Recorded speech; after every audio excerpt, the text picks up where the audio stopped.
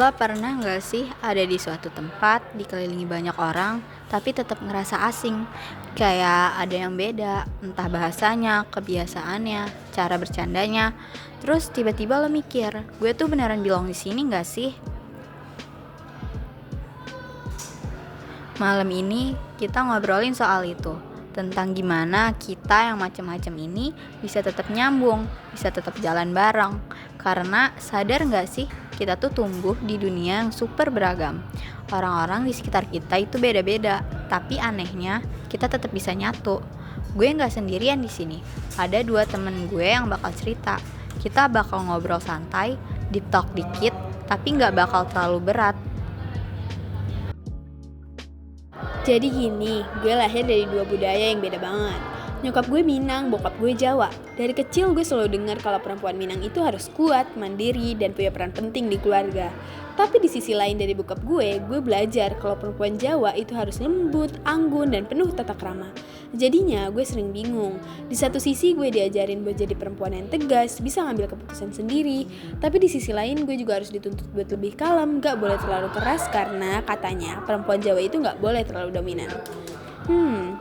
Pernah suatu kali gue ikut acara keluarga nyokap di Padang. Semua orang ngobrol pakai bahasa Minang, ngomongnya cepet banget, suaranya lantang.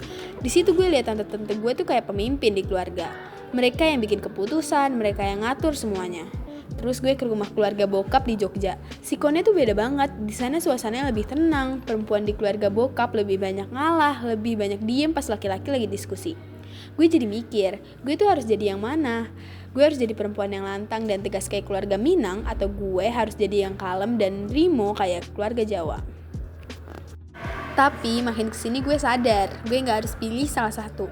Gue bisa jadi perempuan yang kuat sekaligus anggun. Gue bisa jadi yang lantang ketika perlu, tapi gue juga bisa diam dan dengerin ketika itu lebih dibutuhin. Karena keberagaman itu bukan buat dipilih, tapi buat disatukan.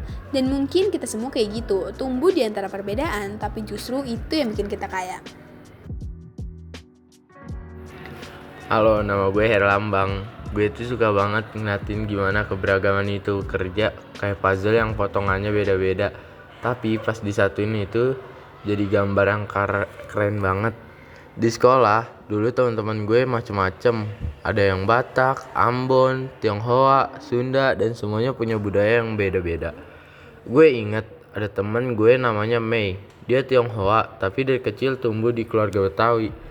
Jadi pas Imlek dia tuh sibuk bikin kue keranjang, tapi pas lebaran dia juga bisa makan ketupat bareng teman-teman. Gue pernah nanya ke dia, "Lo gak bingung, Mei? Kayak lo lebih Tionghoa atau lebih Betawi?" Dia cuma ketawa dan bilang, "Gue dua-duanya."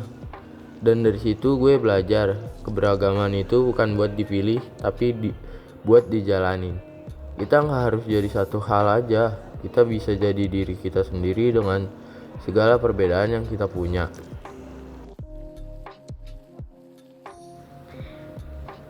Jadi, kalau suatu hari lo ngerasa asing, ingat lo gak sendirian. Mungkin lo tumbuh dengan 2 budaya yang beda kayak Gustin, atau lo pernah malu sama identitas lo kayak Herlambang. Atau mungkin lo lagi dalam proses buat nemuin jati diri lo di tengah keberagaman ini. Tapi, satu hal yang pasti, kita semua ada di perjalanan yang sama. Keberagaman bukan sesuatu yang harus ditakuti, tapi sesuatu yang harus kita rayain. Karena pada akhirnya kita ini satu. Gue, lo, kita semua sama-sama manusia yang lagi belajar buat saling memahami.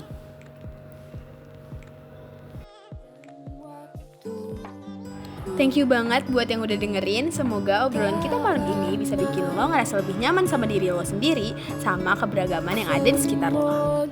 Jangan lupa, kita semua itu unik, dan itu yang bikin dunia ini seru. Sampai ketemu di episode selanjutnya.